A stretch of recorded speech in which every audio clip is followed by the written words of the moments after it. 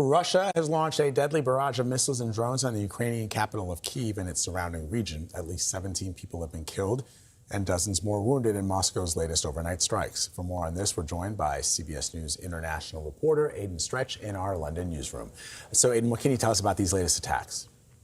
Good morning, Vlad. Ukraine's Air Force says that Russia launched 115 drones, 24 ballistic missiles, and 4 Zircon cruise missiles overnight. 90% of those drones were intercepted, but not a single missile was taken down. That's what Ukraine's President Volodymyr Zelensky said.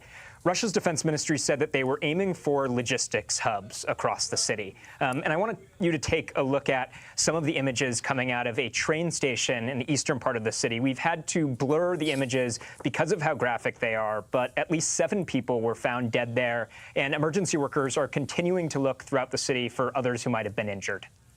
And so, Aidan, what's behind, you think, Russia's ability to gain traction here and Ukraine's struggle to defend itself from these ballistic missiles? Well, those ballistic missiles is really the heart of this issue here. Ukraine has cost-effective interceptors that are used to take down these drones at rates between 90 and 95%.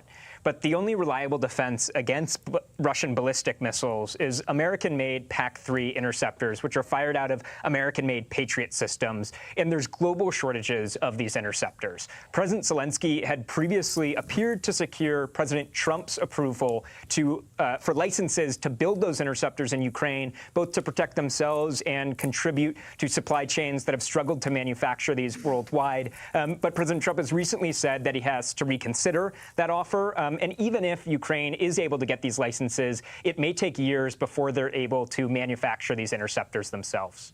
And is the shortage of these interceptors due in part at all or related at all to the war in Ukraine? The war in Ukraine? I mean, the war in Iran? So in Iran, we do know that the U.S. and its Gulf allies have exhausted immense amounts of Patriot air defense missiles. We've seen from the early days of the war launching thousands of those interceptors, some of them used to take down drones that cost about $50,000 for the Iranians to manufacture. And this is actually where the U.S. and its allies started to rely on Ukraine, which is able to make drone interceptors at about $1,000 for each unit, which are able to take down these Iranian drones in a much more cost-effective way. In terms of these global shortages, this is something that American officials have warned of for a while, but it was certainly exacerbated by the quick use of those throughout the war in Iran. All right, Aidan Stretch, thank you so much. Thanks, Aidan. Appreciate it.